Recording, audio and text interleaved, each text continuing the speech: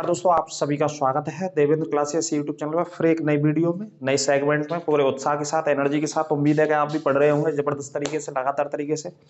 तो इस क्लास में जो हम पढ़ाने चल रहे हैं आपको, वो पढ़ाएंगे टॉप 50 संविधान के प्रश्नों को। इसमें लिया गया है स्पेशल संविधान के क्वेश्चन है पॉलिटी के, ठीक है। तो जहां भी आप इसके नोट्स बनाएंगे वहां लिख लें आप पूरा गागर में सागर लिखो या रामबाण लिखो या टॉप 50 संविधान के क्वेश्चन लिखो। कंबाइंड मैंने छांट करके इस क्लास को आपके लिए बनाया है, डिजाइन किया है, और अभी पढ़ते हैं और क्लास में अंत तक बने रहेंगे। और उम्मीद है आप सब लोगों से कि क्लास को ज्यादा से ज्यादा शेयर किया करें सबसे पहले, और लाइक करना भी ना भूलें, है ना। इतनी कंजूसी नहीं कि क्लास को लाइक भी ना करें। आपके लिए हम इतनी मेहनत कर रहे हैं, ठीक है। तो अंत तक बने रहेंगे। जैसा कि मैंने बताया है कि किसकी क्लास है ये, संविधान की स्पेशल। और संविधान में कौन कौन से प्रश्नों को बार बार पूछा गया है बहुत सारे एग्जाम्स में, उन क्वेश्चनों को मैंने इस क्लास में लिया है। तो अंत तक बने रहे, देखते हैं क्लास को। तो टॉप 50 की क्लास है हमारी। तो देखो, कुछ संविधान संशोधन लिखे मैंने सेलेक्ट करके। भाई संविधान संशोधन बहुत सारे हैं, लेकिन उनमें से भी बहुत मोस्ट इंपोर्टेंट है। तो एक 61वां संविधान संशोधन है सबसे पहला 1989 में। 61वां संविधान संशोधन 1989 में। लिखते चलना आराम से, धैर्य से, इत्मीनान से, है ना। एक भी प्रश्न छूटेगा नहीं, चाहे जीएस में किसी भी पार्ट से आ जाए आपके एग्जाम में। और इस क्लास से जितनी भी क्लासें देवेंद्र क्लासेस यूट्यूब चैनल पर पढ़ाई जा रही हैं, तो 1989 में हुआ ये। इसमें क्या किया था, उम्र को 21 से घटाकर 18 वर्ष कर दिया गया था, ठीक है। पहले उम्र वोट डालने की कितनी थी, मत डालने की या वोट डालने की, 21 साल। तो 21 से घटाकर कितनी कर दिया, 18 साल। तो जैसा कि आपको पता है कि भारत में जो मत डालने की आयु है, वोट डालने की आयु है, वो कितनी है, 18 साल है इस समय। तो ये 18 साल कौन सी साल में करी सरकार ने, 1989 में। 1989 से पहले 88 में जाए, 87 में जाए, या और भी वर्षों में जाए, तो कितनी उम्र थी, 21 साल थी व्यक्ति की। तो 21 से घटा दिया, कितना कर दिया, 18 वर्ष। तो इसके लिए संविधान में एक संशोधन किया, और संशोधन का नाम है 61वां संविधान संशोधन। नोट कर लेना कौन सा है, 61वां संविधान संशोधन, ठीक है। समझ गए होंगे आप। अगले पॉइंट की बात करते हैं, 69वां संविधान संशोधन, जो 1991 में हुआ। 69वां कब हुआ, 1991 में। वर्ष भी लिखते चलना। इसमें क्या हुआ, दिल्ली को राष्ट्रीय राजधानी घोषित किया गया था। दिल्ली को, जो भारत की राजधानी दिल्ली है, इसको क्या घोषित किया गया, राष्ट्रीय। ये राष्ट्रीय शब्द आया इसमें। राजधानी तो पहले से थी, लेकिन राष्ट्रीय राजधानी घोषित किया गया इस संविधान संशोधन के द्वारा, ठीक है। लिखते चलना, मोस्ट इंपोर्टेंट संविधान के संशोधन है जो मैंने आपके लिए इस क्लास में लिए। अगला 52वां संविधान संशोधन है। ये कब होता है 52वां संविधान संशोधन, 1985, 1985 में 52वां। ये दल बदल कानून लाया गया। इसके तहत कौन सा कानून लाया गया, दल बदल कानून लाया गया, ठीक है। जैसे एक पार्टी से दूसरी पार्टी में जो नेता जाते हैं ना, पार्टी बदलते हैं, तो उन पर किस आधार पर कार्रवाई होगी, कैसे कार्रवाई होगी। तो संवैधानिक रूप से एक बदलाव किया गया, परिवर्तन किया गया। तो दल बदल कानून लाया गया 1985 में। इसके लिए अमेंडमेंट किया गया संविधान में 52वां, 52वां। इसके तहत एक अनुसूची भी जोड़ी गई, 10वीं अनुसूची। कौन सी अनुसूची जोड़ी गई, 10वीं। ये भी नोट कर लेना, 10वीं अनुसूची जोड़ी गई थी। और इसमें भी दल बदल कानून के बारे में दिया गया है डिटेल से, कि कैसे कार्रवाई होगी जब कोई विधायक, सांसद, नेता जो होते हैं वो एक पार्टी से दूसरी पार्टी में जाते हैं, ठीक है। दल का बदलना। तो 52वां 1985 में। अगला है 44वां, ये 1978 में। संपत्ति का जो अधिकार था, पहले था मौलिक अधिकार। पहले क्या था, मौलिक अधिकार था, लेकिन इसे क्या कर दिया, समाप्त कर दिया। और समाप्त करके कौन सा अधिकार बना दिया, इसे बना दिया विधिक अधिकार या विधि का अधिकार। विधि का अधिकार या कानूनी अधिकार, ये बना दिया इसको, ठीक है, समाप्त करने के बाद, ठीक है। समझ रहे होंगे उम्मीद है। और कोई भी दिक्कत हुआ करे, समस्या हुआ करे, तो कमेंट करो भाई साहब, उसका उत्तर आपको 100% अगली क्लास में दिया जाएगा, पूरा रिसर्च करके और पढ़ने के बाद, ठीक है। बाकी का इनको आप नोट करते चलिए, इन्हीं प्रश्नों को नोट करते चलिए। तो देखो, बंगाल का पहला गवर्नर जनरल, जो हिस्ट्री का क्वेश्चन ले लिया एक बीच में। तो बंगाल का पहला गवर्नर जनरल किससे बनाया गया, वॉरेन हेस्टिंग्स को। बंगाल का पहला गवर्नर जनरल, ये दोनों शब्द याद रखने, वॉरेन हेस्टिंग्स को बनाया गया। लेकिन अगर बात करें बंगाल का पहला गवर्नर किसे बनाया गया, तो वो रॉबर्ट क्लाइव था। सिर्फ गवर्नर आएगा तो रॉबर्ट क्लाइव, गवर्नर जनरल आएगा तो वॉरेन हेस्टिंग्स आएगा, ठीक है। वॉरेन हेस्टिंग्स के समय में एक एक्ट बनाया अंग्रेजों ने, 1773 बोलते हैं उसे। तो 1773 का एक्ट इधर लागू किया गया। उसके तहत पहली बार कलकत्ता में सुप्रीम कोर्ट की स्थापना की गई, जो कि 1 साल बाद हुई थी 1774 में। संवैधानिक इतिहास में भारत के में, है ना। ये भी नोट कर लेना आप। आगे बात करते हैं। देखो, भारत में सबसे पहले जो राष्ट्रपति शासन लगा, सबसे पहले वो पंजाब में लगा था। सबसे पहले राष्ट्रपति शासन कौन से राज्य में लगा, पंजाब में। कब लगा, 20 जून 1951 को राष्ट्रपति शासन लगा दिया गया था पंजाब में। राष्ट्रपति शासन आर्टिकल 356 के द्वारा लगाते हैं। कौन से आर्टिकल के द्वारा? आर्टिकल 356 के द्वारा भारत के किसी भी राज्य में संवैधानिक स्थिति खराब होने पर या कानून व्यवस्था बिगड़ने पर राष्ट्रपति शासन लगाया जाता है। ठीक है, समझ पा रहे होंगे उम्मीद है। तो सबसे पहला 20 जून 1951 में पंजाब में, उस समय पंजाब को पेप्सू बोलते थे। पंजाब का पुराना नाम क्या था? पेप्सू। लिख लेना जिनको पुराना नाम नहीं पता है। तो पंजाब को पुराने टाइम पे बोलते थे पेप्सू के नाम से। ठीक है, तो सबसे पहले लगा आर्टिकल 356 का इस्तेमाल करते हैं। और कौन लगाता है? राष्ट्रपति शासन को राष्ट्रपति जी ही लगाते हैं। ठीक है, आगे बात करते हैं विधान परिषद का गठन कौन से आर्टिकल में? आर्टिकल 169 में। विधान परिषद की स्थापना आर्टिकल 169 में, 169 में उसको समाप्त भी किया जा सकता है। इसके सदस्यों का कार्यकाल 6 साल का होता है। ये दोनों पॉइंट हाल फिलहाल नोट कर लेना। इसके सदस्यों का कार्यकाल 6 साल का होता है और भारत के सिर्फ 6 राज्य हैं, 6 राज्य हैं, 7वें में कार्रवाई चल रही है अभी। 6 राज्य हैं जिनमें विधान परिषद है। विधान परिषद मतलब दूसरा सदन, मतलब उच्च सदन या मतलब स्थायी सदन। इसे समाप्त किया भी जा सकता है। ऐसे समाप्त की अगर बात करें तो, है ना, संसद यदि पारित करती है तो समाप्त किया जा सकता है। तो 6 सदनों में स्थित है ये सदन, जिसका नाम है विधान परिषद, जिसकी स्थापना आर्टिकल 169 में और कार्यकाल इसका 6 साल का। आगे बात करते हैं निर्वाचन आयोग, जो पूरे भारत में चुनाव कराता है, जैसे राष्ट्रपति के चुनाव, उपराष्ट्रपति के चुनाव, प्रधानमंत्री के चुनाव। तो आर्टिकल 354 में गठन है निर्वाचन आयोग का। कौन से आर्टिकल में? 354 में। स्थापना कब हुई? 1950 में। निर्वाचन आयोग की स्थापना 1950 में हुई थी। मुख्यालय दिल्ली में है। अनुच्छेद 324 है निर्वाचन आयोग का। ठीक है, नोट करते चलना। ये सारे प्रश्न सबसे ज्यादा पूछे गए परीक्षा में। राज्यसभा की पहली बैठक 13 मई 1952 को हुई थी। राज्यसभा की जो पहली बैठक हुई भारत के इतिहास में, जब पहली सरकार चुन के आई, पहली सरकार के प्रधानमंत्री थे जवाहरलाल नेहरू। पहली बैठक 13 मई 1952 को और लोकसभा की 3 अप्रैल 1952 को। लोकसभा की भी नोट कर लेना, 3 अप्रैल 1952 और राज्यसभा 13 मई 1952। पहली बैठकें इनकी हुई थी। ठीक है, नोट कर लेना। पहली सरकार के समय जब जवाहरलाल नेहरू प्रधानमंत्री बने थे आम चुनावों के बाद। राष्ट्रपति की अगर निर्वाचन मंडल की बात करें तो जो आर्टिकल 54 में दे रखा है, इसे भी नोट कर लेना, छाप लेना, बहुत मोस्ट इंपॉर्टेंट है। निर्वाचन मंडल का मतलब होता है कि राष्ट्रपति के लिए जो इलेक्शन में वोट देते हैं भैया, या मत देते हैं, वो कौन कौन लोग शामिल होते हैं राष्ट्रपति के इलेक्शन में, उसी को बोलते हैं निर्वाचक मंडल। उसके लिए एक अनुच्छेद है संविधान में और अनुच्छेद है 54 है। ठीक है, जैसे कौन कौन लोग वोट देते हैं? सभी सांसद वोट देते हैं। ठीक है, और पूरे राज्यों में जितनी विधान परिषद होते हैं, चुने हुए विधायक वोट देते हैं, चुने हुए सांसद वोट देते हैं। तो राष्ट्रपति के लिए लोकसभा राज्यसभा के चुने हुए सांसद वोट देते हैं, ये सारे लोग वोट देते हैं। और जहां जहां सरकारें चलती हैं वहां चुने हुए लोग सभी वोट देते हैं, जैसे दिल्ली और पांडिचेरी के लोग भी वोट देते हैं राष्ट्रपति के लिए। तो उसी में आता है आर्टिकल 54 निर्वाचक मंडल में। अच्छा, एक साल में संसद की कितनी बैठक होनी चाहिए? बहुत आता प्रश्न। तो कम से कम 2 बैठक होनी चाहिए पार्लियामेंट में एक वर्ष के अंदर। कितनी बैठक? 2 बैठक संसद के अंदर होनी चाहिए, ये संविधान में रूल है। एक साल में, एक साल का मतलब 12 महीना, तो 12 महीना में कम से कम 2 बैठक होनी चाहिए। 6 महीना का अंतर हो गया, आप समझ रहे हैं, 6 मंथ के अंतर पर। ठीक है, आराम से नोट करते चलो। मंत्रिपरिषद सामूहिक रूप से लोकसभा के प्रति उत्तरदायी होती है। जो हमारी मंत्रिपरिषद होती है, जिसके अध्यक्ष प्रधानमंत्री होते हैं, अकाउंटेबिलिटी किसके प्रति होती है? इसकी सामूहिक रूप से लोकसभा के प्रति। ठीक है, आर्टिकल 75 के 3 में एक अनुच्छेद भी है इसका,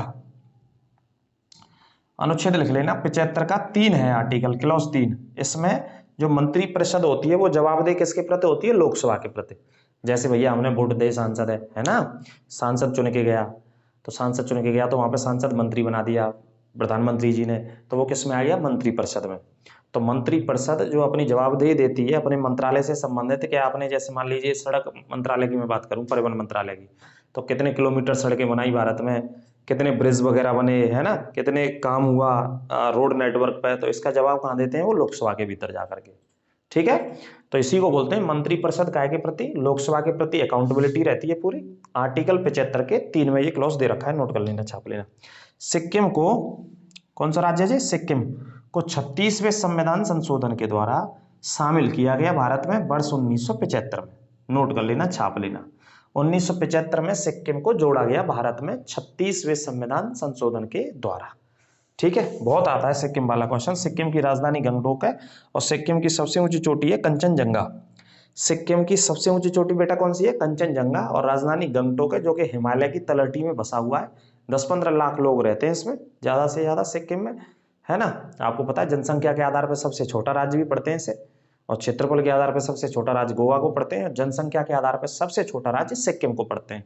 सिक्किम को भारत में जोड़ा गया, 36वां संविधान संशोधन किया सरकार ने, वर्ष 1975 थी उस समय, ठीक है। और इसमें एक नाथुला दर्रा है जो कि हमेशा विवादित रहता है, जो चीन से भारत को आपस में सीमा बनाता है, ठीक है। और नाथुला दर्रा से मानसरोवर के लिए, कैलाश यात्रा के लिए हमारे यहाँ के भारत के लोग भी जाते हैं, तो नाथुला दर्रा भी याद रखना, बिल्कुल ट्राई जंक्शन पर स्थित है ना। नाथुला दर्रा कहाँ पे स्थित है? ट्राई जंक्शन पर, सिक्किम का।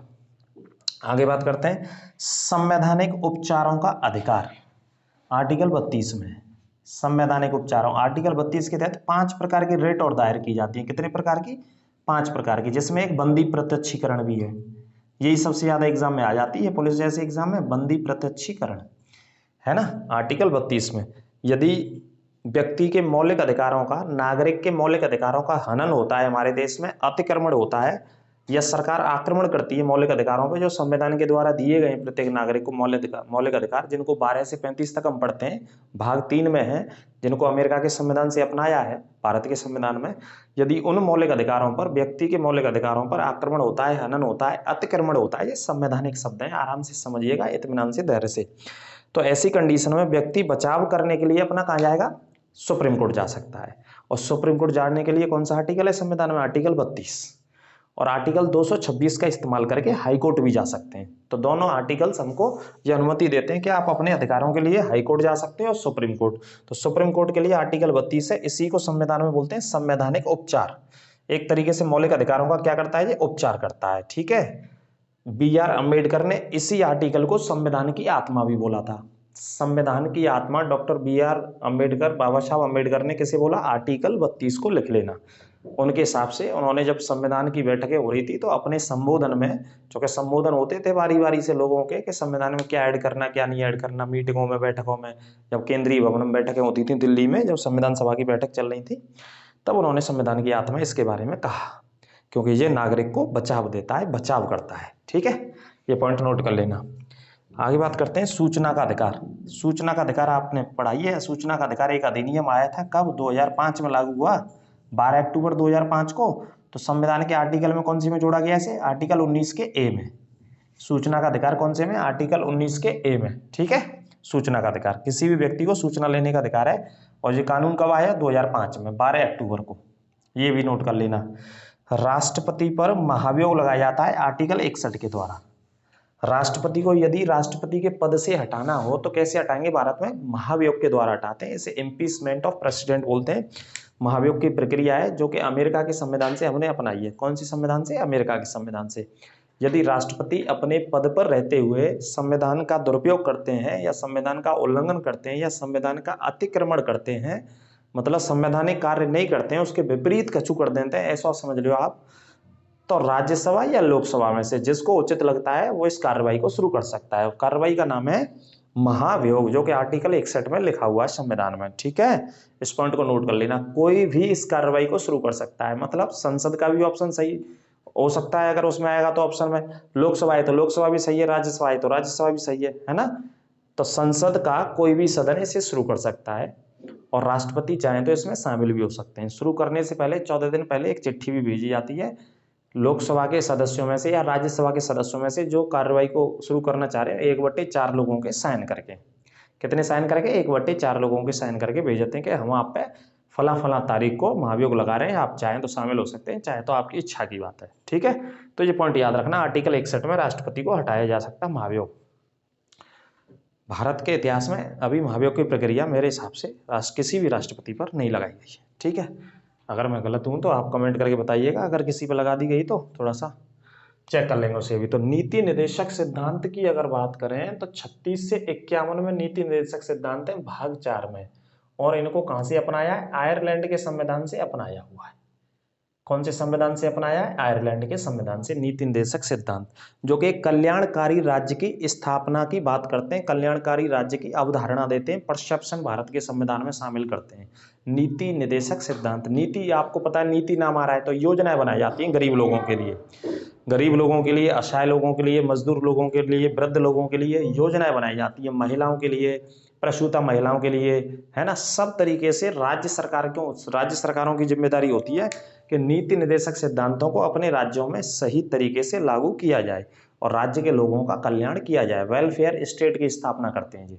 इंग्लिश में बोले तो वेलफेयर स्टेट। वैसे नीति निदेशक सिद्धांत आयरलैंड से लिया 36 से 51, ठीक है, भाग 4 में इनको रखा गया है। आगे बात करते हैं 7वीं अनुसूची, जो मैंने शामिल करी है एक पॉइंट में, बहुत बार आता है ये प्रश्न। इसमें क्या है, शक्तियों का बंटवारा है केंद्र और राज्य सरकारों के बीच में। किसका बंटवारा है, शक्तियों का, कि भाई भारत सरकार पे, केंद्र सरकार पे कौन कौन सी शक्तियां रंगी वो अपने हिसाब से काम करें, और राज्य सरकारों पे कौन सी शक्ति रंगी मुख्यमंत्री अपने हिसाब से काम करें। एक दूसरे के कार्यों में कोई दखलंदाजी नहीं देगा, हस्तक्षेप नहीं करेगा, इंटरफेयर नहीं करेगा, ठीक है। तो शक्तियों का बंटवारा अनुसूची 7 में है, केंद्र और राज्यों के मध्य में। केंद्र सरकार आप जानते हैं जो दिल्ली की सरकार, जैसे प्रधानमंत्री, और राज्यों की अलग अलग सरकारें हो गई। प्रारूप समिति की अगर बात कर रहे हैं हम, तो प्रारूप समिति के अध्यक्ष कौन है, BR अम्बेडकर साहब। कब गठन हुआ इसका, 29 अगस्त 1947 को प्रारूप समिति का गठन हुआ। 29 अगस्त 1947 को गठन हुआ। इस प्रारूप समिति को कई नामों से पेपर में पूछा गया है। प्रारूप समिति भी बोलते हैं, इंग्लिश में ड्राफ्ट कमेटी बोलते हैं, मसौदा समिति भी बोलते हैं, पांडुलेखन समिति भी बोलते हैं। इसे कई बार अलग अलग नामों से आ जाए, जो मैंने नाम बोले उसे क्लास को रिपीट करके आराम से लिख लीजिएगा। जैसे इसका क्या नाम लिखा मैंने, प्रारूप तो नाम लिखा ही है बोर्ड पे, इसके अलावा ड्राफ्ट कमेटी भी लिख लो आप, देवनागरी लिपि में, इंग्लिश को ही लिख देता है वो। मसौदा समिति भी बोलते हैं और पांडुलेखन समिति भी बोलते हैं। 29 अगस्त 1947 को इसको अपॉइंट किया गया, गठन किया गया। BR अम्बेडकर इसके अध्यक्ष थे। उनके सहित इसमें 7 लोग और शामिल थे। 2 लोगों का बाद में निधन हो गया बैठकों के होते, तो उनकी जगह पर 2 अन्य लोग भी आए थे इसमें, है ना। तो इसे याद कर लेना, कितने लोग, there are 7 members in draft committee, है ना। तो BR अम्बेडकर इसके अध्यक्ष थे, और मैंने नाम बता दिया, उनको याद कर लेना। संवैधानिक, यहाँ पे पॉइंट है संवैधानिक सलाहकार। संविधान पे सलाह देने का कार्य करते थे संवैधानिक सलाहकार doctor BN Rao. Doctor BN Rao, पूरा नाम अगर बात करें तो वेनेगल सिंह राव। वेनेगल सिंह राव, ये पूरा नाम इनका। संवैधानिक सलाहकार रहे थे भारत के संविधान में, ठीक है। सलाह देते थे हमेशा जब बैठकें होती थी संसद में, क्या क्या गलत है, क्या सही है, क्या ऐड करना है, क्या नहीं ऐड करना है, तो संवैधानिक सलाहकार। संविधान बन के तैयार हो गया साहब 26 नवंबर 1949 को। कब बन के तैयार हो गया संविधान, 26 नवंबर 1949 को बेटा बन के तैयार हो गया। अंतिम रूप से सभी ने साइन वाइन कर दिए साहब अपने। 284 अंतिम सदस्य थे जिन्होंने अपने हस्ताक्षर करे संविधान की प्रतिलिपि पे। तो अंतिम बैठक थी 24 जनवरी 1950 को, उसी दिन साइन करे थे जो संविधान सभा की अंतिम बैठक थी। कब थी, 24 जनवरी 1950। इसी बैठक में राष्ट्रपति चुने गए, इसी बैठक में राष्ट्रगान को अपनाया गया, इसी बैठक में वंदे मातरम को अपनाया गया जो राष्ट्रीय गीत है हमारा, ठीक है। राष्ट्रगान को किसने लिखा, रविंद्रनाथ टैगोर जी ने, और वंदे मातरम को किसने लिखा, बंकिम चंद्र चटर्जी जी ने, ठीक है। ये दोनों पॉइंट याद रखना। आगे बात कर रहे हैं, भारत क्या है, देखो एक ये प्रश्न आता है, भारत हमारा देश है, एक गणतंत्र है। भारत क्या है, एक गणतंत्र। अब गणतंत्र इंग्लिश में क्या बोलते हैं इसे, रिपब्लिक। इंग्लिश में तो रिपब्लिक बोल देंगे। अब इसका मतलब क्या है, सेंस क्या है जी, क्वेश्चन आता है कई बार कि भारत एक गणतंत्र है, इसका आशय बताइए, टिप्पणी कीजिए इस पे, इसका अर्थ क्या है हमारे संविधान के हिसाब से।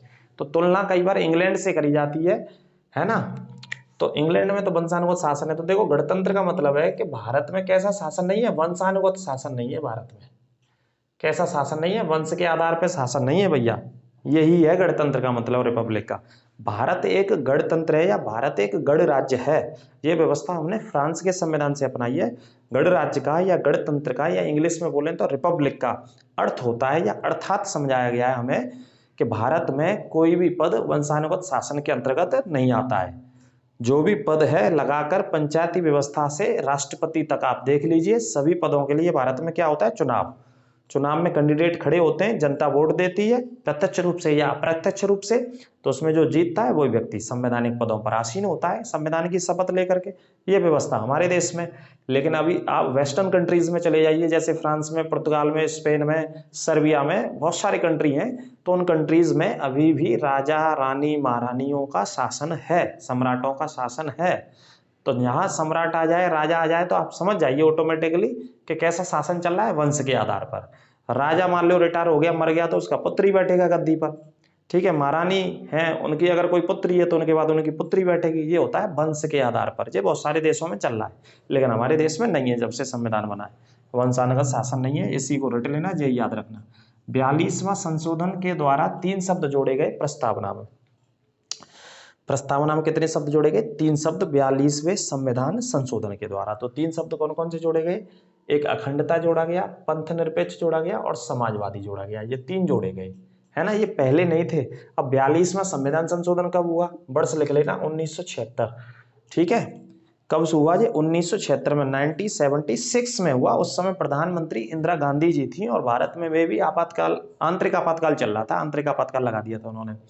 खैर उसे भी याद रखना। फखरुद्दीन अली राष्ट्रपति थे इस समय भारत के। ठीक है, तो 3 शब्द जोड़े गए, एक अखंडता जोड़ा गया। अखंडता का मतलब है कि भारत को जोड़ के रखना है, भारत को टुकड़ों में होने से बचाना है और जोड़ करके रखना है, एक सूत्र में प्रो करके रखना है, बचा करके रखना है। पंथ निरपेक्ष का मतलब है कि भारत में धर्म के आधार पर बंटवारा नहीं होगा, है ना। भारत का जो शासन होगा, भारत का जो प्रधानमंत्री होगा या जो राज्य मुख्यमंत्री करेंगे, उनके लिए धर्म कैसा होगा, समान होगा। जो व्यक्ति हेड ऑफ द स्टेट होगा उसके लिए सारे धर्मों के लोग समान होंगे, कोई भेदभाव नहीं होगा, न जाति के आधार पर, न पंथ के आधार पर, मजहब के किसी के आधार पर भेदभाव नहीं होगा। ठीक है, तो पंथ निरपेक्ष का मतलब ये हो गया। और समाजवादी का मतलब ज्यादा से ज्यादा लोगों का क्या किया जाएगा, कल्याण किया जाएगा। समाजवाद की तो वैसे कोई एग्जैक्ट परिभाषा नहीं है संवैधानिक किसी किताब में, लेकिन इसका मतलब आप समझ सकते हो कि समाज के प्रति समर्पण, समाज के प्रति कार्य करना सरकारों को। तो ये 3 शब्द जोड़े गए 42वें संविधान संशोधन वर्ष 1976 में। किसमें, प्रस्तावना में जोड़े गए, नोट कर लेना, संविधान की प्रस्तावना में। ठीक है, आगे बात करते हैं। राष्ट्रपति लोकसभा को आर्टिकल 85 के तहत क्या कर सकते हैं, भंग कर सकते हैं। ये मोस्ट इंपोर्टेंट है, नोट कर लेना। आर्टिकल 85 है, एक 85 का 1 भी लिख सकते हैं, क्लॉज 1 भी है इसमें। तो आर्टिकल 85 के क्लॉज 1 के तहत भारत के राष्ट्रपति को अधिकार है कि लोकसभा को भंग कर सकते हैं कैबिनेट की सलाह पर, मंत्रिपरिषद की सलाह पर। किसकी सलाह पर, मंत्रिपरिषद की सलाह पर। ठीक है, ये बात नोट कर लेना, क्योंकि मंत्रिपरिषद सलाह देगी तभी लोकसभा भंग होगी। लोकसभा भंग होने का मतलब ये होता है कि जैसे अब लोकसभा चल रही है, ठीक है, नरेंद्र मोदी जी प्रधानमंत्री हैं, तो अगर प्रधानमंत्री जी चाहें, जैसे 2024 में चुनाव होना है लोकसभा का पूरे देश में, जैसे आम चुनाव कहते हैं आमतौर पर, तो जैसे लोकसभा का चुनाव जो होना है मार्च में जाकर के, 2024 के मार्च या फरवरी में जाकर के होना है, तो सरकार चाहे तो उससे पहले चुनाव करा सकती है। और उससे पहले चुनाव कराने का मतलब होगा लोकसभा को खत्म करना, भंग करना। मतलब भंग करने की शब्दावली इस्तेमाल होती है आर्टिकल 85 में, और किसके द्वारा कराई जाती है, राष्ट्रपति के द्वारा। इसे नोट कर लेना और छाप लेना, कोई दिक्कत हो तो कमेंट कीजिएगा। आगे बात करते हैं संयुक्त अधिवेशन। संयुक्त अधिवेशन आर्टिकल 108 में दोनों सदनों को, राज्यसभा और लोकसभा को संयुक्त रूप से बुलाया जाता है कभी कभार किसी बिल पर चर्चा करने के लिए। और ऐसा संविधान के इतिहास में, भारत की संसद के इतिहास में बहुत कम अवसर हैं, ऐसे मेरे ख्याल से 2 या 3 ऐसे अवसर हैं जब संयुक्त बैठक का प्रावधान आया है किसी भी बिल को पारित करने के लिए। जब ज्यादा मतभेद रहते हैं तो सभी को पास में बुलाया जाता है, राज्यसभा वाले और लोकसभा वाले को, इसी को बोलते हैं संयुक्त। राष्ट्रपति बुलाते हैं संयुक्त अधिवेशन को। कौन बुलाते हैं, भारत के राष्ट्रपति। अध्यक्षता लोकसभा अध्यक्ष करता है आर्टिकल 118 के अनुसार, और आर्टिकल 108 के अनुसार बुलाया जाता है, अधिवेशन बुलाया जाता है 108 के अनुसार, और अध्यक्षता लोकसभा का करता है आर्टिकल 118 में। ठीक है, राष्ट्रपति आहूत करता है, आहूत का मतलब होता है कॉल करना, बुलाना। ठीक है, नोट कर लीजिएगा। आगे बात करते हैं, अध्यादेश जारी किया जाता है आर्टिकल 123 के द्वारा। अध्यादेश को भी कौन जारी करते हैं, भारत के राष्ट्रपति। अध्यादेश का मतलब इंग्लिश में तो वैसे ऑर्डिनेंस बोलते हैं इसे। इसका मतलब ये होता है जब संसद नहीं चल रही हो, सत्र नहीं चल रहा हो कोई भी, और प्रधानमंत्री को लग रहा है कि कोई कानून, कोई व्यवस्था लागू करनी है, अभी इमरजेंसी में भारत में आवश्यकता है, तो राष्ट्रपति से कहलवा करके अध्यादेश का इस्तेमाल करा के उस व्यवस्था को लागू कर देते हैं, उस अधिनियम को लागू कर देते हैं। ठीक है, टेम्परेरी तौर पर, मान लीजिए टेम्परेरी तौर पर लागू होता है 6 महीने तक। जैसे ही संसद लगेगी तो उसमें तुरंत वो बिल ले जाया जाता है जो प्रधानमंत्री जी ने लागू कराया देश में, और उसमें 2/3 बहुमत से लोकसभा राज्यसभा पारित करते हैं। यदि पारित हो जाए तो लागू रहेगा, और यदि कोलैप्स कर गया, नहीं पारित हो पाया तो खत्म हो जाएगा, समाप्त हो जाएगा। ये व्यवस्था है। तो आर्टिकल 123 का इस्तेमाल भारत के राष्ट्रपति करते हैं, और आर्टिकल 213 का इस्तेमाल राज्यपाल भी करते हैं अध्यादेश में राज्य के लिए। संपत्ति का अधिकार जो है, व्यक्ति की संपत्ति होती है, वो आर्टिकल 300 के का में है या ए में पढ़ लेते हैं इसे। ठीक है, मौलिक कर्तव्यों की बात करें तो भाग 4 में मौलिक कर्तव्य दे रखे हैं, और आर्टिकल 51 के ए में है मौलिक कर्तव्य। भाग 4 के ए में या का में, और आर्टिकल आ जाए तो 51 के ए में। और मौलिक कर्तव्यों की संख्या कितनी है, 11 संख्या है मौलिक कर्तव्यों की 11, और इनको शामिल किया गया था सरदार स्वर्ण सिंह समिति के आधार पर। सरदार स्वर्ण सिंह समिति के आधार पर शामिल किया गया था मौलिक कर्तव्यों को, ये नोट कर लेना। ठीक है जी, 1976 कब की बात है, वर्ष भी नोट कर लो, 1976 में शामिल किया गया था। और मौलिक कर्तव्यों को कौन से देश से अपनाया है, रूस से अपनाया है। कौन से देश से? रूस से। ये सभी पॉइंट नोट कर लेना। आर्टिकल 39 में क्या लिखा हुआ? कल्याणकारी राज्य की बात है। नीति निर्देशक सिद्धांतों में ये आर्टिकल 39 कल्याणकारी राज्य की बात है, जहां में वेलफेयर की राज्य की बात है। ठीक है, वित्त आयोग की बात करते हैं। पैसे से संबंधित यह आयोग है, आर्टिकल है इसका 280। वित्त आयोग कौन से अनुच्छेद में? संविधान में 280 में। ठीक है, और 1951 में पहला वित्त आयोग बना था, जिसके अध्यक्ष थे केसी नियोगी जी। 1951 का पहला वित्त आयोग, जिसके अध्यक्ष को किसे बनाया गया? केसी नियोगी जी को इसका अध्यक्ष बनाया गया था। ठीक है, नोट कर लेना। राज्य पुनर्गठन आयोग की स्थापना 1956 में हुई, काय के आधार पर? भाषा के आधार पर। लिख लेना, राज्य पुनर्गठन का आयोग कब बना? 1956 में, भाषा के आधार पर। इसका मतलब है कि भारत का बेटा जो निर्माण हुआ है वो भाषा के आधार पर हुआ है। जैसे तमिलनाडु में तमिल भाषा बोली जाती है, आंध्र प्रदेश में तेलुगु, उत्तर प्रदेश में हिंदी, बिहार में बिहारी मतलब हिंदी बोली जाती है लेकिन बिहारी लैंग्वेज कह सकते हैं, गोवा में, कर्नाटक में कोंकणी भाषा बोली जाती है, महाराष्ट्र में मराठी, गुजरात में गुजराती। तो राज्यों का जो निर्माण है वो भारत में कैसे हुआ? भाषा के आधार पर। तो उसी के लिए एक आयोग बना था 1956 में। ठीक है, इसी को राज्य पुनर्गठन बोलते हैं, राज्यों का दोबारा से गठन। एक तो अंग्रेज व्यवस्था करे गई, अंग्रेजों के जाने के बाद दोबारा से राज्यों को स्थापित किया गया भाषा के आधार पर। फजल अली आयोग बना था। ये कौन सा आयोग बना था? फजल अली, नोट कर लेना। पर्यावरण की सुरक्षा की व्यवस्था आर्टिकल 48 के ए में दे रखी है, जिन नीति निर्देशक सिद्धांतों में ही आता है आर्टिकल 48 का ए। पर्यावरण की सुरक्षा और संरक्षण और पर्यावरण को साफ सुथरा रखा जाए, ये राज्य सरकार की जिम्मेदारी होते हैं। आर्टिकल 48 के ए में अलग से जोड़ा गया था ये ए। यहाँ ABCD आ जाए तो समझ लो अलग से जोड़े गए आर्टिकल, और डायरेक्ट आर्टिकल है तो वो ऑलरेडी पहले से थे। ठीक है, सिर्फ आर्टिकल 48 की बात करूं मैं, ए को हटा करके, तो कृषि और पशुपालन को बढ़ावा देने की बात करी गई है। कृषि पर ज्यादा से ज्यादा राज्य सरकारें काम करें, किसानों को प्रोत्साहित करें, और कृषि से संबंधित फसलों को प्रोत्साहित करें, और पशुपालन को प्रोत्साहित करें ज्यादा से ज्यादा। ठीक है, और 48 का ए आ जाए तो पर्यावरण की व्यवस्था की बात करिए, पर्यावरण को साफ सुथरा, पर्यावरण को बचाने के लिए 48 के ए में व्यवस्था है। ठीक है, तो ये टॉप क्वेश्चंस थे संविधान के 50। आपको कैसे लगे कमेंट करके अवश्य बताएं, और कोई शक समस्या हो तो आप अवश्य बताएं हमें कमेंट करके। आपके कमेंट आते हैं तो उनको पढ़ करके हमें भी उत्साह मिलती है, प्रेरणा मिलती है, और बढ़िया से बढ़िया क्वेश्चंस लाने की कोशिश रहती है। इसी तरीके से आप जुड़े रहिए और शेयर कर दिया करो क्लास को ज़्यादा से ज़्यादा। आपके लिए एक के बाद एक बेहतरीन क्लासेस जीएस के लिए आती रहेंगी। जितने 38 क्वेश्चन आ रहे हैं, या दिल्ली पुलिस में आधी जीएस आ रही है, कोशिश करेंगे कि ज़्यादा से ज़्यादा बढ़िया परफॉर्मेंस हो आपको इन्हीं क्लासों को देखने के बाद। और उम्मीद है हमें भी, जितने आधार पे हम पढ़ा रहे हैं, रिसर्च करके टॉपिक लाते हैं, कि बढ़िया स्कोर आपका आएगा आपके एग्जाम में। ठीक है, तो आप भी क्लास को ज़्यादा से ज़्यादा शेयर कर दिया करो। अगली क्लास में फिर मिलेंगे, अपना ख्याल रखिए, नमस्कार।